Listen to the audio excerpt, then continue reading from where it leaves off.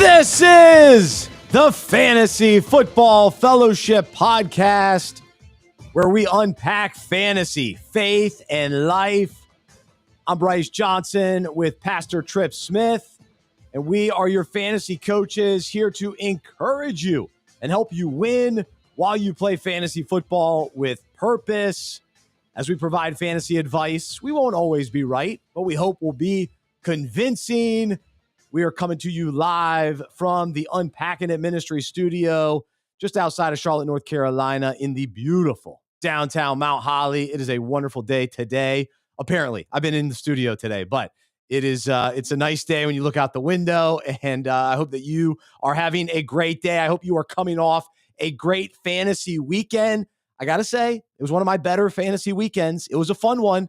It was an exciting one. Some of the guys I've been waiting to break out. Kyle Manungai, my guy, here we go. So we saw some good things, but also some concerns, some injuries still lingering, some underperforming players, some NFL teams that are going south quickly. How does that affect our fantasy teams? And then today, as we are live right now, we are moments away from the NFL trade deadline ending. A couple of trades have already happened, which has provided some fantasy shenanigans that we will get into. Will there be another trade in the next few minutes? We will react and respond accordingly. But glad to have you here today. Encourage you to check out fantasyfootballfellowship.com. It's never too late to sign up for a free membership and access the weekly breakout content. And we hope that leagues will finish the season strong. Keep meeting all the way up till just a little before Christmas, a couple weeks before Christmas. We'll have content for you. We'll continue to do this podcast. We were actually just talking about our Christmas podcast, the much anticipated Christmas podcast, which we'll hopefully do again this year as well. But league meetings continuing to take place. Heard from a league leader the other day. He's getting his league together to go watch, I think, Thursday Night Football coming up. So how does that look for you and your league? Are you guys watching games together? I had someone from my league over on Sunday. Had a wonderful day watching what really was a great 1 o'clock window. Last week, like a week ago, not so great. This week made up for it because it was fantastic. Lots of good games, good matchups, and plenty of fantasy scoring. All right, so let's say hello to Trip, and then we'll get into some fantasy shenanigans. Trip, how you doing, man? I'm great, man. Yeah, great weekend. I mean, it was a good weekend of football. Hey, I don't know. We don't talk about baseball on this show, so this is all I'll say about it. But it was a great Game 7 of the World Series, and so I just kind of stacked some great sporting events this weekend. And you're right, there were some fun games, some fun performances, some guys that I haven't bought in on who exploded, and so it's always fun when your guys go off, and that was one of those weekends for me. So I'm having a pretty good, knock on wood, I'm having a pretty good fantasy season this year after kind of a down year last year for me. So. Yeah, it feels good. Feels good. I was looking at the standings today. You are ahead of me in the best ball league, in the sleeper league.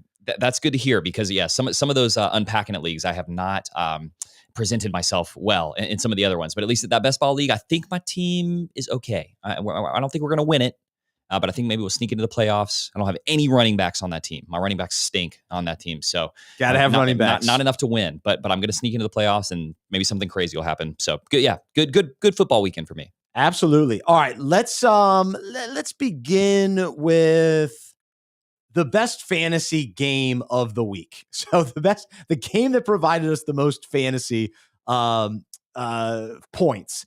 And so let's begin with our segment that we call Fantasy Shenanigans, and here we go.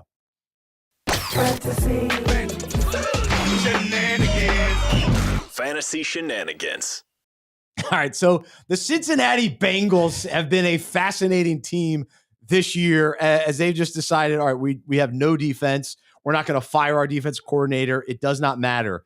But when you are an NFL team that gets to play against the Bengals, and then you have fantasy players representing that team, you are in great shape. And so Chicago Bears, a lot of those players we've been waiting on. We wanted the big performance and especially with the rookies, waiting on Kyle Manungai and Loveland and Colston Loveland. And so this was the moment for them. And even Caleb Williams having just a marquee game, the Bengals provided you that. And then on the flip side, the Bengals offense, since Joe Flacco showed up, they look a lot better. They're putting up big points. This was T. Higgins week. Chase Brown continues to emerge, which is very exciting. He's a little bit in the doghouse. His coach didn't like his comments after the game as he blamed the defense, but it makes sense. Come on. What are we doing here? we can all see it. Let's just see it. Now I was thinking to myself last night, though, I go, okay, this was a major game, lots of fantasy performances, but it was almost like there's like a tax on it. So there's like a 20% bump or more. So we have to like brace ourselves and go, okay, what do we actually take away from this game and these performances? What was kind of the takeaway for you? The takeaway is that as long as Joe Flacco is healthy, he's going to run a competent offense. And when you have those skill players, that's going to result in big fantasy performances, right? So you can just, whereas when Jake Browning was starting, you couldn't even start Jamar Chase with confidence. And now you can start Jamar Chase, T. Higgins, Chase Brown has new life because of Flacco. Even like Andre Yosevich had like 15 fantasy points, so you can even throw him in there if you're kind of desperate at wide receiver or need somebody in a flex. It's just good news. Now, that said, Flacco had the shoulder issue last week. He's an older guy. At any moment, it could all come crashing down. That's the reality with the Cincinnati Bengals. And that has probably always been true for the Cincinnati Bengals. But their defense is so bad. I've heard some people say it's one of the worst NFL defenses, maybe of all time. Oh, yeah. And then they just traded their linebacker. Right. And they're giving people away. I guess they didn't trade Hendrickson today. But it's just like their defense is terrible. And that's good news as long as Joe Flacco is their quarterback. So on the Bears side, I've been all in on Kyle Monangai. Couple leagues, I've got him. I've been stashing him, waiting, and then we saw it. He looked great. Now, is he going to put up 190 some yards every week? Unlikely, but he has proven that he is legit, and he can be either at worst a complement to DeAndre Swift. But if Swift is out for any extended time, we'll see how long this groin issue keeps him out. But Monangai can be in your starting lineups as a fantasy manager, and that is good news. So I hope that you have listened to that fantasy advice over the last few weeks, or really even back in the summer. I drafted Monangai in July, so I've been waiting that long to see him emerge, and it took till week 9. But we'll take it. We will take it because that was a monster game. I mean, he's a rookie, so maybe it was one of those things he's got to put the time in. He looked like a really dynamic running back. He looked better, I think, than DeAndre Swift, and so I think. I don't know if I want to go that. Swift is good. So Swift has been good. And Swift has looked quick this year. Swift has a history of injury problems. I think I'm worried that what this becomes is like a committee for a while, and that maybe Swift has another little tweak injury, and then Monangai just takes his place as the starter later in the season. So yeah, he could be a guy down the stretch. So I'm excited about that. And then Colson Loveland he's a top 10 pick. So you want him. He's a good player in the NFL draft, right? Yeah. He was 10th. I think Chicago took him 10th. Before Tyler Warren, never forget. Crazy. Yeah, it's crazy. I mean, but we saw what he's capable of. Yeah. And he's just more talented than my other favorite tight end, who I can't think of his name now. I've already forgotten his name. I've already moved on. Cole Kmet, who's been there forever. I used to love Cole Kmet, but now we moved. Bear. I thought you were going to say Aronde Gadsden or Fannin or something like that. Those You're talking guys about the other Bear. Yeah. Right.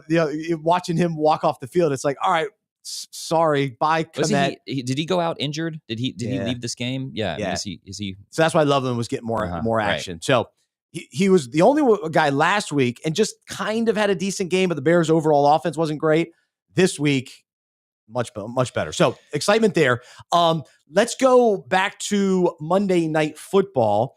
I have been someone out on the Cardinals. I don't want any Cardinals players on my roster. However, Trey McBride continues to be, if not the best, one of the best tight ends right there. We'll talk about Brock Bowers. McBride plays well.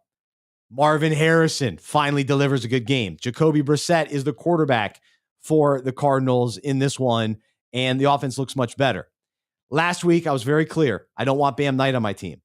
And yeah, that one got me. I did want him on my team. You wanted him, but we all gave up on Amari DeMarcado, and he's now back in the mix. So this is a messy, annoying backfield. That's why I was kind of out on it. We're still waiting for Trey Benson to come back. But then on the flip side, Dallas, not a great night. A couple guys did okay for the tight end. I don't know. I can't think of names today. Jake Ferguson. Ferguson. Yeah. was going to call it Terrace Ferguson. That's the guy with the Rams. That's right. Yeah. Who also had a nice game. Right. So the Ferguson brothers, nice game. I don't think they're brothers, but they both had a nice game. What was your takeaway from the Dallas side of things? I just think the Cardinals defense is pretty good, So it was disappointing to see Dak, CB, those guys have a little bit of a down week. But I actually think the Cardinals defense is solid, especially these prime time end of the week Monday night games. It's just kind of, you never quite know what's going to happen. So I'm not worried about my Cowboys long term, but it was a tough down week. The Cardinals are better with Brissett at quarterback. I'm ready to say that definitively. There we go. And that's bad news for Kyler Murray, like stockholder, especially if you're in like a keeper league or a dynasty league where the story has always been maybe he'll mature, maybe he'll just become a more kind of steady player and just grow up, and it's just not happening. And I think that the Cardinals are frustrated with that.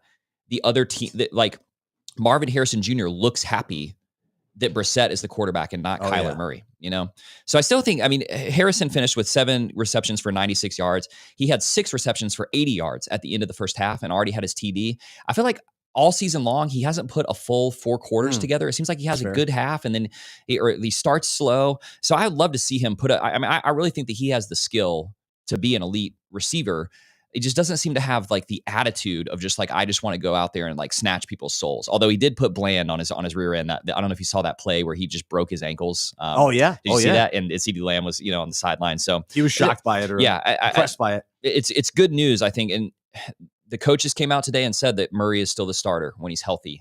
But I think if he just comes out and has another game where he's just a goofball, and it's just like, bro, you can't put it together. You're not a mature NFL quarterback. It's just a roller coaster ride. And so in the NFL, you just don't want that. You just want consistency. Right. Yeah. Brissett isn't great, but if he's got enough talent around him, he can be okay. We've seen that over the years. And he's been pretty great for the 4, was it 3 or 4 games that he started now? He looked okay. Yeah, he's been pretty good. So, bad news for Kyler Murray owners, I think. I just think it's maybe the beginning of the end for him. But absolutely. Absolutely. All right. Last thing under the shenanigans conversation, the trade deadline. So we're still waiting, a couple minutes left if anything else pops. Nothing too crazy today, but 3 wide receivers are on the move. And I'd say none of these guys have lived up to expectations this season. And so will their new spot allow them to maybe emerge in a new way? So Jacoby Myers goes from the Raiders to Jacksonville. Rashid Shaheed goes from the Saints to the Jets. And then Adonai Mitchell goes from the Colts to the Jets. No, I'm sorry. Shaheed went to the Seahawks. Yeah. Mitchell went to the Jets. There you go. Sorry about that. Mitchell went to the Jets. Shaheed to the Seahawks. So I have been a Jacoby Myers guy over the years. He's been great for me. He has overachieved. This year has been a disappointment, but I was worried about him as soon as you mentioned the trade demand. So as soon as that happened, I was like, I'm out on Jacoby. I did have him in a keeper league, but it's like, I can't load up on Jacoby Myers this year. But now going to Jacksonville, this is interesting. I think sort of a renewed energy down there. There is a spot for him. Yeah. We'll see the health with Brian Thomas Jr., but Travis Hunter is going to be out at least another couple weeks. So there's an immediate need for him to play. The whole wide receiving core is banged up. And Myers is talented. So if Trevor Lawrence could ever be consistent, another guy, he's in that Kyler Murray category. Just of consistency. So I do like that. And then I think Adonai Mitchell is worth a flyer just because the Jets have no receivers outside of Garrett Wilson. And Mitchell was a fairly decently high drafted player out of Texas, just never really fit with the Colts. And then, of course, he did the dumb play early in the year, dropping the ball before the end zone. So those are my initial thoughts. Yeah, boost in value, I think, for all 3 of these guys. I mean, we saw Ty Johnson, when Garrett Wilson was hurt. And literally, they have no receivers. I'm talking about the newer Tyler Johnson, who is the Jets receiver. Yes, Tyler who went Johnson off against the Bengals a couple weeks ago. Right, that just shows you the lack of depth there. So it's good news for Adonai Mitchell, who is just buried on the Colts depth chart. He's a guy that maybe you go out and make a low ball offer. I think when trades like this happen, the people who own these players, maybe he's a waiver ad. You're right. You're probably right. So usually when these sort of trades happen, if they're already owned, the guys are excited that they happen. I think of the 3, it's the biggest boost for Rashid Shaheed, who I believe is a good NFL wide receiver. The question that I wonder is if you saw Torrey Horton's 2 touchdown performance on Sunday night for the Seahawks is the Rashid Shaheed trade. It's definitely a sign that the Seahawks think that they're a Super Bowl contender, which I think is true. I think that they're a really, really good team who has a chance to make a deep push in the real NFL playoffs this year. And so this is a move you make when you think that you're that kind of team. For me, the question is he replacing Horton in that speedster, like, long route kind of role, or is this just mean Cooper Kupp is done for? I mean, I think Cooper Kupp as a fantasy relevant receiver, this is the last that we hear of him. It's sad. Gosh, him and Austin Eckler the same year. It's right. tough. It's tough. Two dynasty or fantasy darlings. Those are top of my list. But I think that it's probably bad news for Torrey Horton too. So the owners that were excited about Horton this week with that 2 touchdown performance, I think that this hurts a little bit. And I think that this could be really good news for Rashid Shaheed, who I think is a true deep ball savant in the NFL. He's one of the fastest players in the NFL. He can break a huge play anytime, and Darnold can throw that ball. So I think it's good news for the Seahawks as a real NFL team, and I think that Rashid Shaheed is a guy that I might actually try to go acquire because I think even what the expectation will be for him, I think that he could be better. I don't necessarily disagree with your take. My personal philosophy on wide receivers is I shy away from the boomer bust guys as right. Depending on them, maybe at a second flex spot, I'm willing to do that. But in general, I want guys that are going to catch passes, lots of passes. I want volume. Those are the guys that I particularly like at receiver. And so Shaheed normally isn't that guy. He's a boomer bust, couple catches. But if he's on, it's 80 yards and a touchdown and a couple catches. So what he was doing 2 seasons ago before he got hurt, he looks like he was emerging as a really a good and semi-consistent in NFL wide receiver. And then the quarterback play has just been not great in New Orleans. So it's a huge upgrade for him at quarterback for sure. There's some intrigue there. Yeah, no question about it. All right, so there you go. There's this week's fantasy shenanigans. I will mention this. So I had a matchup this week against CJ Stroud. And so you feel bad when you're going up against a guy whose quarterback goes out early. Stroud went out early. So that was a nice relaxing Sunday for me, knowing that my opponent was getting no production from his quarterback. And then Davis Mills came in and still did fine for my guy, Nico Collins. So definitely some shenanigans there. We also, Geno Smith, QB6 this week. That was pretty wild. Had my buddy Travis from Upward. He was on the Unpacking It podcast this week. He started Geno this week. Yeah. Wow. Okay. Yeah. So he was happy about that.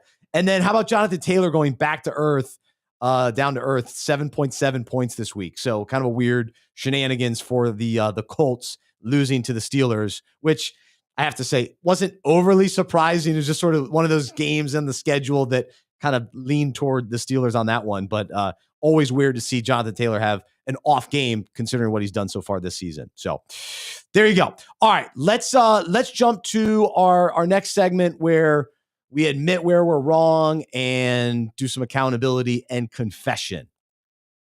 Pardon me, Mr. Perfect. I guess I forgot that you never ever make a mistake.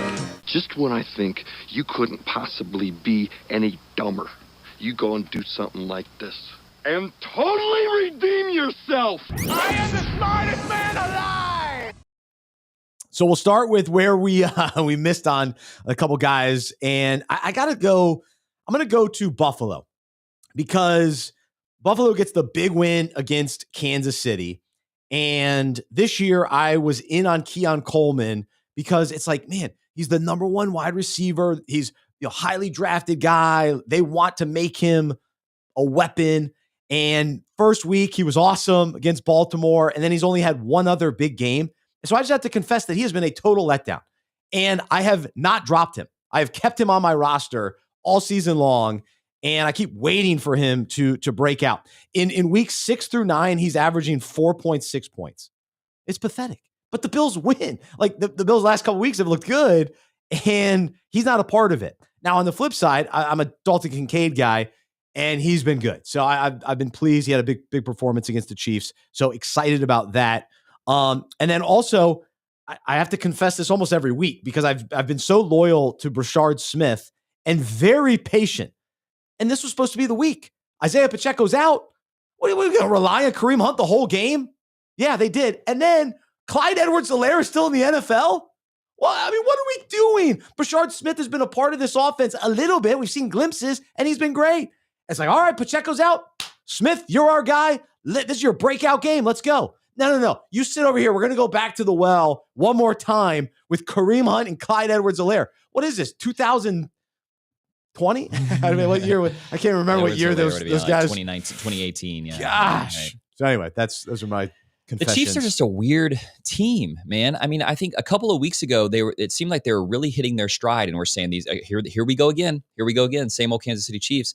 And they haven't looked great the last couple of weeks. I mean, Patrick Mahomes had his lowest completion percentage. It seems like you can chalk that game against the Bills up to the Bills had a great game plan to contain Mahomes. They did. And kind of not let him do his normal kind of wheeling and shenanigans, like improvising that he does. They kept him in the pocket and kept him from improvising.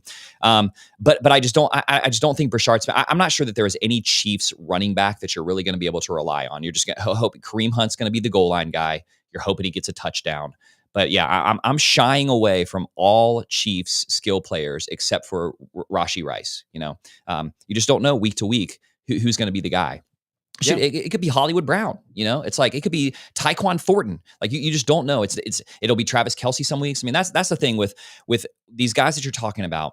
Mahomes is good enough to beat you in 20 different ways. Josh Allen, good enough to beat you in 20 different ways. So I guarantee you Keon Coleman will have a game sometime in the next 5 weeks where he goes off for 20 something points. I sure hope so. He won't be in my lineup. Your bench, right? Yeah, he'll be on your bench. And then you'll put him in your starting lineup and he'll score 5 again the next week. So he's one of those guys that is just miserable to own in fantasy football. Yeah. Because, I mean, in my mind, he's the number one. Well, not in my mind. On the depth chart, he's the number one wide receiver.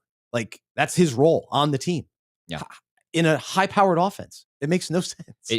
I can't wrap my mind around it. Because it's not like a boomer bust guy in on paper. Like, this shouldn't be a boomer bust guy. This should be a guy who is a part of your offense.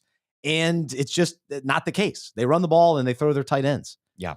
These rookie wide receivers, I feel like they are narrative bound more than just about any other position, where these guys, like, maybe just in a bad wide receiver rookie class last year, when you're talking Keon Coleman, Xavier Legette, like these athletic guys that we're excited about, great. And they look good. They look like they could be that, but they're not going to pan out, Whereas like a guy like Emeka Egbuka, everyone was just saying, like, no, and kind of people are just like, okay, he got drafted about where he should have been. Like, there was narrative around other wide receivers. And then you start to hear during like the summer, this guy is just a true professional, and it's just like these athletic specimens that didn't really do anything at like a big school in college. You just got to be careful about those guys at wide receiver, So, yeah, I mean, how are you feeling about Travion Henderson?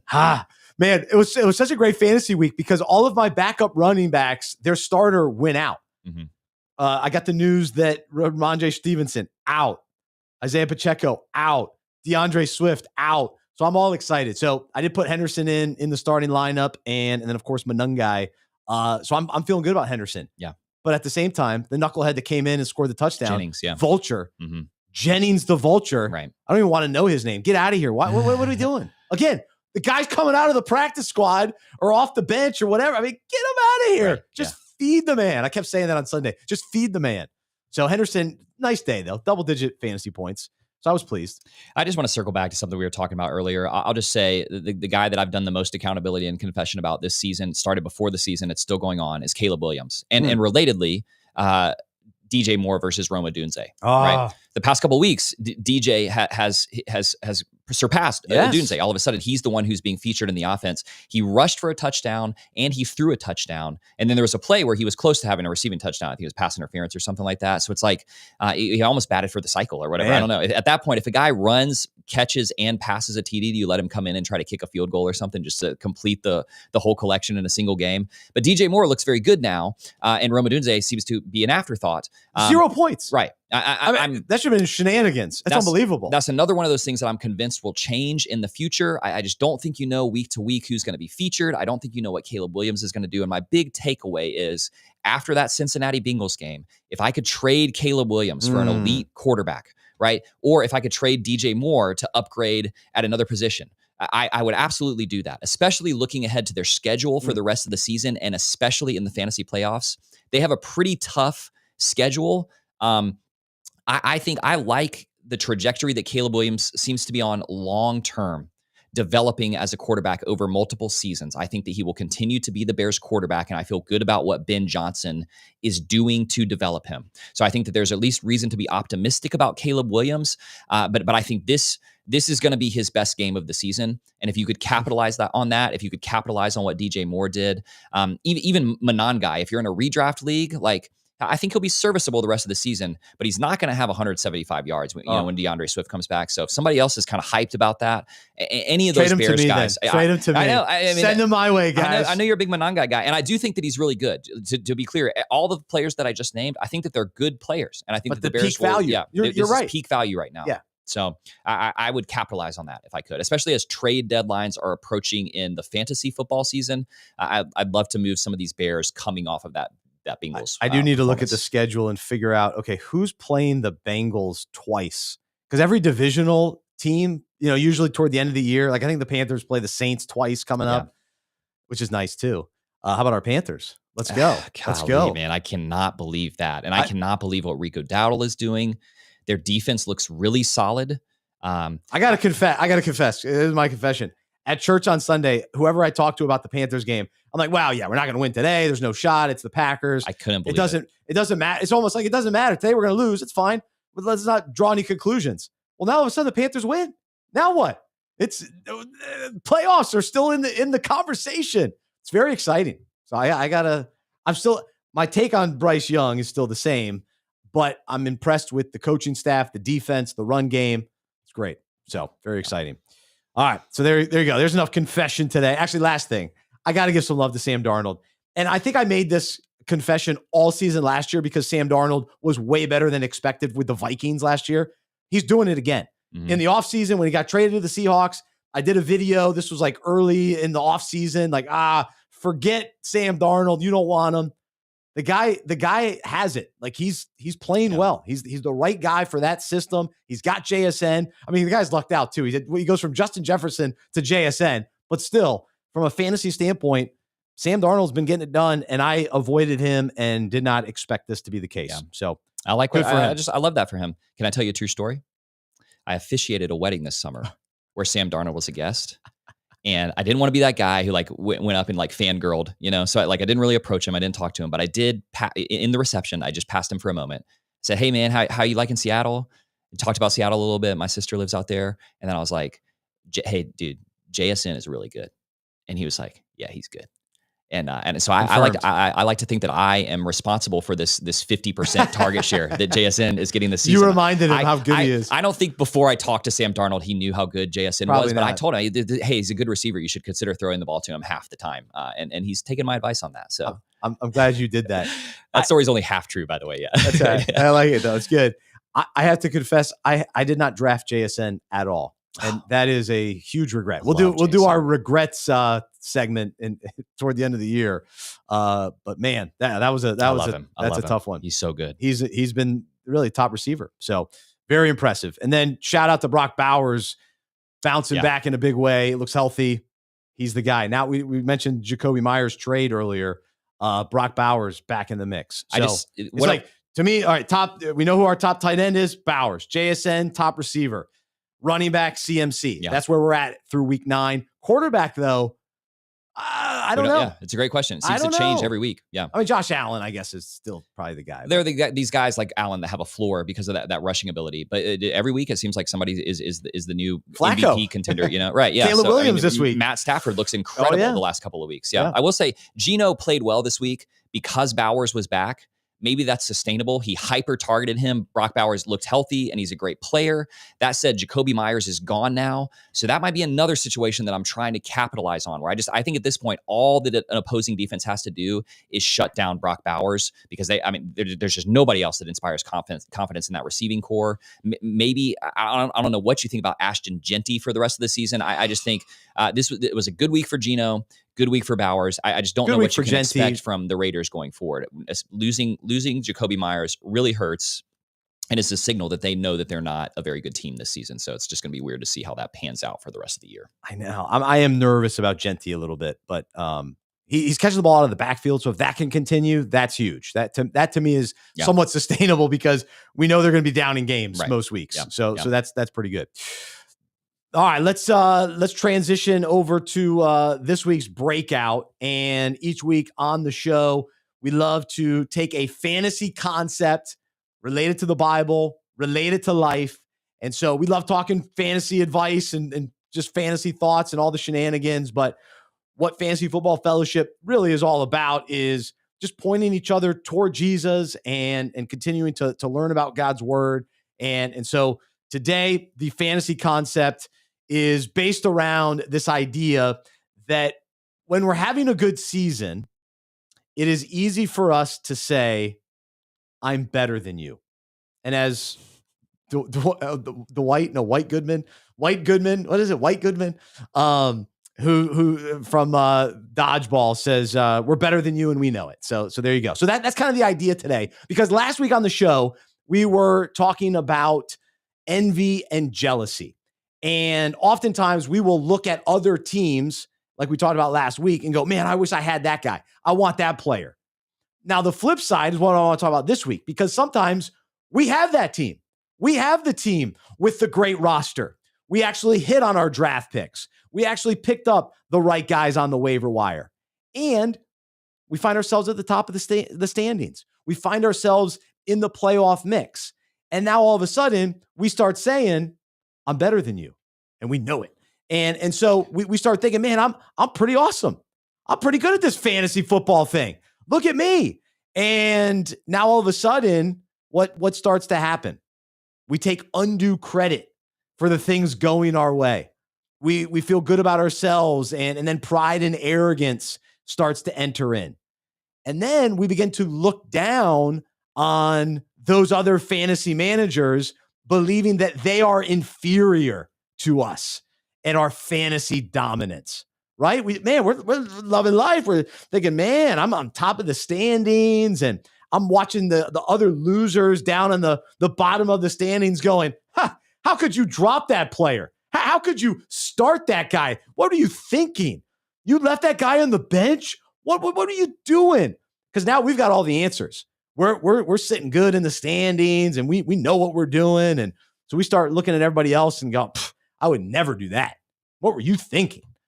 And the truth is, even if we aren't in first place, as long as we aren't in last place, we can still have that attitude. I'm better than you, because we're still better than somebody, right? So that can still. So I'm not just speaking to the first place guy either, or girl. And so teams that are just having a good season, they can quickly discredit those below them on the standings and think, man, that guy's struggling and he's having a tough time winning games. And so this is the mentality that can creep in as fantasy managers. And so, Trip, as somebody who I imagine finds themselves at the top of some standings, how does this resonate with you? I get nervous whenever my team slides up there into that first place slot for exactly this reason, right? Because I've been in leagues with buddies who, when they get in first, you're going to know about it, because they're going to start bragging in the league texting thread or the league chat, and I think that's funny. That's all in good fun, but it always seems that that's the pride before the fall. And so yeah, when I got one of those good teams, I keep my mouth shut. Yeah, but you're right. I'm sitting there thinking it like, I'm sitting there looking at it like, man, look at this is the year, man. I'm so much better than these guys. Look at my roster. Look what I've put together. So you're right. It's a real tendency every season in fantasy. And this may be a stretch, but I still believe it's true. We start to think when our fantasy season is going well and we start thinking, I'm better than you at fantasy. We then all of a sudden just start thinking, yeah, I'm better than you, period. Like, I'm so awesome at fantasy that I'm just better across the board. Now, all of a sudden, I'm a better husband. I'm a better father. I'm a better worker, because I'm dominating in fantasy. And this is what happens if we're not careful. Yeah. And so, we start to think we're better than everybody. And here's the deal. Instead of being annoying or a jerk and acting like we're better than everyone, because we might have a quick thought, or a couple weeks ago we talked about temptations. The temptation to start really letting that sink in. I'm better than you, and letting that now all of a sudden kind of drive our attitude, drive our behavior, how we interact with other guys. Well, eventually you become a jerk and you're annoying in the league. That's what happens. And so the alternative is to choose humility. And to your point, when you find yourself up there, it's like, oh, okay, here I am at the top of the standings. How am I going to respond to this? How am I going to actually act with this responsibility, with this opportunity? And are we actually humble enough to say, all right, I'm having a fortunate season. My team is healthy. A couple things have bounced my way. I've had some good matchups. I've played other opponents when they've had a down week and I escaped with a 100-point win. I scored 100 points and versus most leagues, you need 120, 130 to really win, but you won that week because of that. And so there's humility in that. There's understanding kind of the context and having the right perspective. So any thoughts on that as fantasy managers? You're naming something so profound there. I mean, I think that is so funny, and it highlights something that is so true of the fallen human condition, which is that we have the ability to look at something as relatively kind of silly and small as a fantasy football league and to get puffed up about that. And then that pride, that puffed up sort of posture starts to creep into other areas of our life. I mean, that's an incredible thing to think about, man. Like that when the serpent came to Adam and Eve in the garden and he tempted them, he says, hey, you can be like God. You know, when people got together and started building the Tower of Babel, right? They said, let's make a name for ourselves. Let's build a tower to the sky, right? It is this sin crept in and it made us do this in all sorts of ways. And what's so funny is when we look at our other friends, it's like you've got a buddy who makes more money than you. Right, you've got another buddy who's in better shape than you, right? But maybe you're the buddy who was the smartest in school, right? Or is the best time at a party. And so we choose the single sort of measure of like success that we perceive ourselves to be the best at, and then we draw the line sort of a safe distance below where we are, right? And then we say, like, look how great I am, right? And my buddy over there who's making a lot of money, he's greedy, he's greedy. But like, I'm the life of the party and I'm super popular and everybody likes me and look how great that I am. And it can turn us into a puffed up, prideful person across all of the dimensions of our life. And we get on this treadmill. We get caught in this race that just over time just destroys us. It degrades our souls. Yeah. So you're naming something funny there with fantasy football, but it really is a little window into the pride that we're all susceptible to.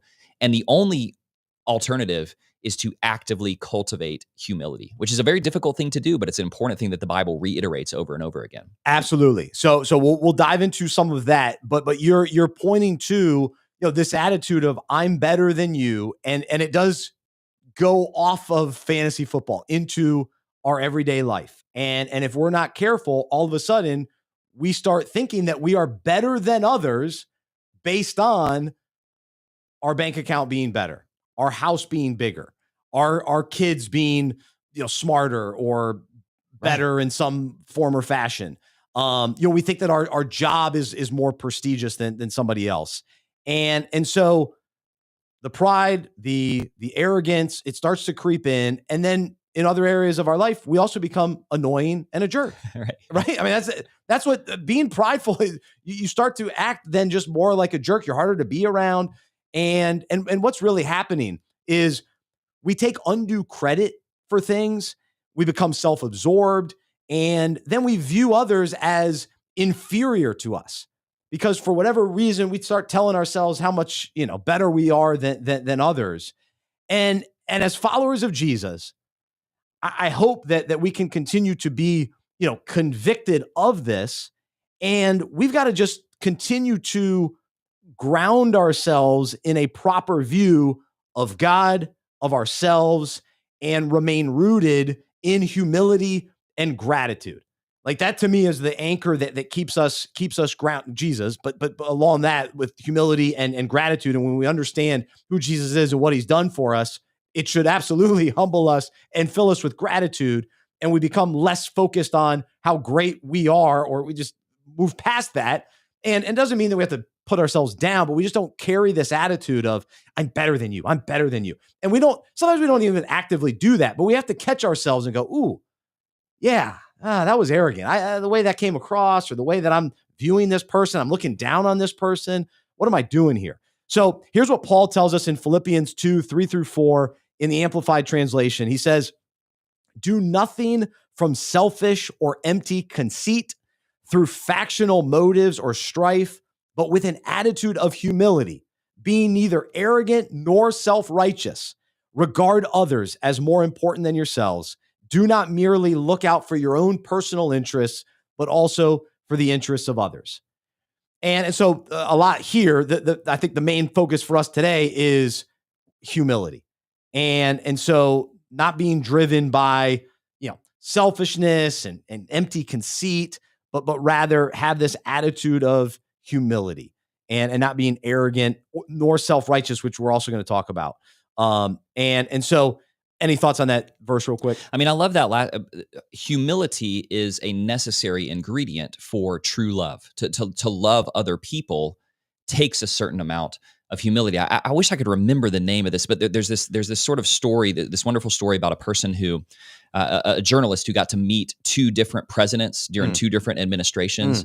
And they said, the thing that I remember is when I met President A, I was really impressed by him. I felt like he was the most important person in the room. He really seemed like the most important and interesting person in the room. But when I met President B, the thing I remember coming away from that is that he made me feel like I was the most interesting person in the room. Wow. Right. Cool. So it's like, Cool.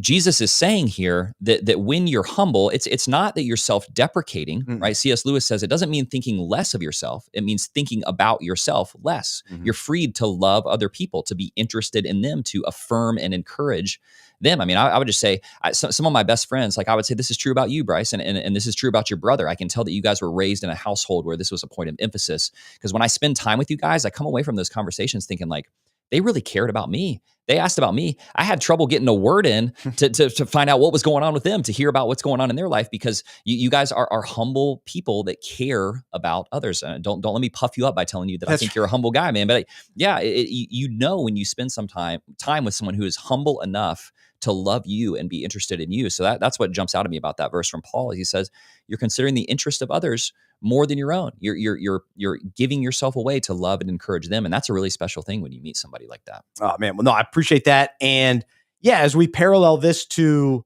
fantasy football, and if we're so focused on, look at me on top of the standings and I'm feeling great. And so then if that becomes our life too, where, hey, let me tell you about how great I am. Let me tell you about all the cool things I'm doing, versus actually caring about other people. Well, yeah, then we're going to be consumed with ourselves, which then leads to pride and arrogance and being annoying and a jerk and hard to be around. That's really what it is. And ultimately, I would say misery for you too, right? Loneliness and misery for you as well when pride really takes over your life. Yeah, absolutely. And so it's one thing to be prideful about, whether it's money, a job, or some sort of worldly success. I think that's important to consider and talk about. But then there's another layer that we've got to get serious about too, as followers of Jesus, where this attitude of I'm better than you leads to self-righteousness, where we start to think that, I've got it all together. I'm this wonderful Christian man, and look how great I am. And everyone else is such a broken mess. And look at all I'm doing for the Lord. And man, we can just start to go down that path. Now, here's the deal. Of course, it's wonderful when we're experiencing growth in our faith. That's the point. We want to become more and more like Jesus. And so we want to be able to experience this fruit, and we want to live in obedience, and we want to live this life of serving the Lord and being about other people. But is it leading to us starting to think about how great we are? And now all of a sudden we start puffing ourselves up in things of the Lord and even in really good things. And so we got to catch ourselves on that. And so if that type of, those types of things they should be leading us to just continued humility and understanding of God's grace. But if it is leading more toward arrogance and pride, we got to time out and recalibrate and recognize that and just humbly remember, what God has done for us and our need for a savior, and just understanding too that our salvation is not based on how great we are. It's based on what Jesus did and how great he is and how loving God is to send his only son for us. And so it's about his grace. It's not about my self-righteous effort and works and look how great I am and all that I'm doing to earn God's love or favor. No. Here's what Romans 3:22-24 tells us. We are made right with God by placing our faith in Jesus Christ. And this is true for everyone who believes, no matter who we are. For everyone has sinned.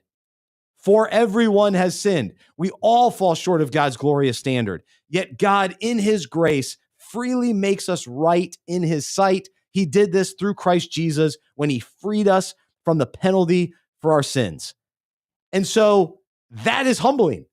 This is about what Jesus has done. And so it reminds us that we've all sinned. We all fall short. So none of us can do this on our own. All of us are in need of a savior. All of us are dependent on God's grace. And so for us to walk around thinking, I'm better than you, I'm better than you. No, what are we thinking? You got to be rooted in the truth of what of the reality and what God has done for us. For me, it's a question of do you spend most of your time in terms of your kind of spirituality looking up or looking down, right? Because when you're looking down, we like that feeling of like, oh, I'm doing better than these other people, and I'm not as bad as that guy, right? It's really, you can only really cultivate humility when you look up and see the chasm that exists between God's holiness and your self-righteousness. You are a severe sinner that is worthy of the wrath of a holy God. As we were preparing to talk about this topic, Bryce, you reminded me of this little parable that Jesus tells in Luke 18 that in some ways it's one of the best encapsulations of the gospel and the relationship between humility and the gospel that I think necessarily exists. It's the story of the Pharisee and the publican, or the Pharisee and the tax collector, that Jesus tells, where he says there are two men in the temple at worship, and the Pharisee is standing up front and he's standing off by himself. And you can sort of imagine, even as he's praying, he's looking down, right? He's saying, Lord, I thank you that I'm not like these sinners, that I'm not like that tax collector over there, that I follow all your laws, that I tithe regularly, that I give myself to the ministry. Look, I'm doing ministry, Lord. And he's filled with self-righteousness, and no one wants to stand near him in worship, right? And he's looking down, right? And then there's this tax collector in the back of the synagogue, in the back of worship, who really, for something has happened to him where he has gotten a clear view of himself and his sin. And it says that he's beating his chest and he's saying, Lord, have mercy on me, a sinner. Have mercy on me, a sinner. I know my sin. I know that I can't earn my way up to you. Please have mercy on me. And Jesus concludes the parable by saying, I tell you, it was the tax collector, the sinner, who went home justified, and not the Pharisee. It's a beautiful story because I think you can imagine that Pharisee, he got a clear view of his sin in comparison to God's holiness, but he's the one who went home justified, that is, declared righteous by God. He went home forgiven. He went home free. He knew who he was. He was humbled in the right way so that he was free to worship and love and pray and live in the right way. And it's such a beautiful story. So we don't want to see our sin clearly because that's a scary thing. But when you bring a clear understanding, a clear perception of your sin to Jesus, he always greets you with mercy. If you ask him for forgiveness, he says, I love to give more mercy. I love to give more forgiveness. And in that, we are set free. Humility is actually a freeing posture. It is a freeing condition, a freeing virtue, because we're free not to think about ourselves and am I earning? Am I failing? No, I've been declared righteous in Jesus, and I get to walk home with him, and I'm free to do what he actually wants me to do instead of being a self-righteous Pharisee. So yeah, I love that story. It's one that you can come back to over and over again. And just remember that confessing your sin to God is always a means to the end of forgiveness and freedom. That's kind of one of the things that you have to understand to begin to cultivate humility, because we don't want to look at our sin unless we see a clear avenue for mercy, and that avenue is Jesus. That's right. Yeah, the eyes go to Jesus. That's it. We recognize our sin, but then we keep our eyes on him and what he's done for us, and the freedom that we walk in. And the final part of that story, Jesus says, for those who exalt themselves will be humbled, and those who humble themselves will be exalted. And so it's this flip around, opposite type of situation than what we think. Because we live in this world where it's all about exalting ourselves. Yeah. And so, I just think to parallel this back to fantasy as we wrap things up, if we're sitting on top of on top of the standings and we're looking down at all these other fantasy managers making mistakes and going, oh, I can't believe you did this. But that's what we do in our self-righteousness. If we're looking at other people and their sin and thinking, oh, I'm better than you. At least I'm not doing that. I can't believe you did that. Look how great I am. And it's this attitude that just gets so self-centered and self-absorbed and self-righteous. and we get off track with that mentality. And so let's continue to be humbled. Let's continue to just remember our brokenness and need for a savior and the reality that we fall short. And yes, we want to continue to grow and become more like Jesus and grow in our spiritual understanding and grow in God's word and continue to serve him more and more. But it's always about him and it's about his glory, not our own. And so we have to, have people that keep us in check with that, because it's easy. Trust me, I'm full-time ministry. You're a pastor. We can get caught up in that very easily. We start looking at other people. I would never do that. I can't believe he did that. But we've got to stay rooted in just the understanding that, man, without God, I'm nothing. Like, I've got no strength on my own. I've got limited understanding. Gosh, I need him. Like my most common prayer is, I need you. I need you. I need you. I need you. I need you. I pray it regularly and often because that's what we need. And so let's recognize our great need for God's grace and mercy. Let's choose humility. And no matter what kind of season we're in, because we might be in some great seasons, things are going well, and maybe things at work are going well, or we're really growing spiritually, our marriage is thriving.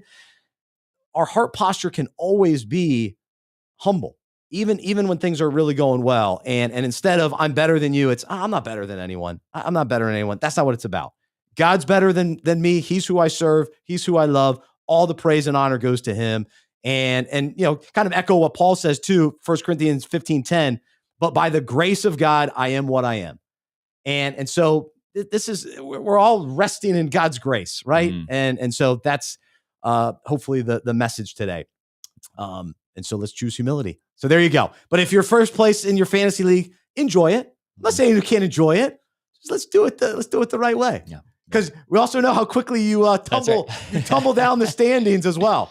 So you start getting prideful, and then you watch your favorite wide receiver walk off with a hamstring injury. So be careful about that too. Yeah, look, if you win your league this season, hey, enjoy that. I would say take a couple of minutes to just talk a little smack. Say, I beat you fools this year. But then immediately follow that with, man, I love doing this with you guys. That's right. Like, I love being in this league with you guys. Right. Like, it's so fun to play together. Can't wait I'm already looking forward to next season. Have fun. Don't be bragging in the middle of the season if you're first in the rankings, because you don't know where you're going to end up. But if you win, go ahead and enjoy that. You can just brag just a little bit, but make sure you express gratitude to your league for how fun it is to play with them. Absolutely. No, that's good. Good stuff. So there you go. That's this week's breakout. I'm better than you, or rather, I'm not better than you. So there you go. All right, let's. We're running out of time here today, so we'll have to kind of jump through a couple segments here. But how about we let's do a little Peace or Panic. We'll wrap up the show with some Peace or Panic today. And I guess before we do that, just real quickly, any waiver wire guys that you're targeting specifically this week? Who's the top of your list? I mean, you name some of these guys, like Adonai Mitchell, possible that he's on waivers. I think he gets a little bump in value. Some of these guys who maybe are still, there's nobody who's jumping off the page at me. I would just say, pay attention to some of the secondary implications of these trades that have happened, and just check your waivers. You don't know in the middle of the season if somebody who's going to have value the second half of the season is out there. So obviously, if a guy like Monangai is there, somebody who just went off, one of these rookies who's starting to turn things around a little bit or show promise for the first time, you just got to check for those guys. Mid-season is the time when that really matters the most, because people have frustration dropped good players. They've given up on rookies that are going to be valuable in the second half of the season. So it's more just a matter of, really assessing what your team needs. And I would say, especially if you're in a fab league, right, you can't take that money with you. And it really doesn't really matter how much fab that you have left in like week 15. This is the time to spend it. So just dig in there a little bit to your waivers and see who's there. Huge bummer. Tucker Kraft goes down. I think Luke Musgrave is worth a look, especially if you're a Kraft owner. I think absolutely Luke Musgrave can be a good replacement. And I tend to think that he's worth a flyer. And I'll in leagues that I need a solid tight end, I think, I'll explore him for sure. We just don't know because we haven't seen enough of him, and the fact that Kraft kind of took his job. But again, Musgrave was drafted ahead of Kraft in the NFL draft. So there is some talent there. So he's somebody to keep an eye out. The Cleveland Browns stink, but they are making a change to the play caller. So Stefanski has stepped down as the play caller. Does that open things up for Cleveland players? And could Cedric Tillman come back from injury and be a little bit better? Remember this time last year, he really emerged. Starting to emerge. Could that happen again? Dylan Sampson, could he come in, play for Quinshon Judkins if he gets banged up, or could Sampson just be more a part of the offense? So those are a couple names that I'm exploring. I still like Blake Corum. He was getting some good run against the Saints. Didn't put up huge numbers, but if you watched that game, you saw him out there. He started the second half. I was like, where's Kyron Williams? I don't think I had the sound on. I was playing Candyland or something. What was I playing? I was playing Guess Who. I was playing, it was Candyland. We got the Disney Candyland. It's a whole different game. It's like the princesses. So I'm down with the princesses. We play a lot of Candyland at the Smith household. With the games on behind me. But Blake Corum's definitely somebody I still like. He's probably rostered in a lot of leagues. But anyway, so there you go. There's a couple waiver wire thoughts. And of course, Colson Loveland. But I told you that last week. So hopefully you listened to me last week. But let's do a little peace or panic.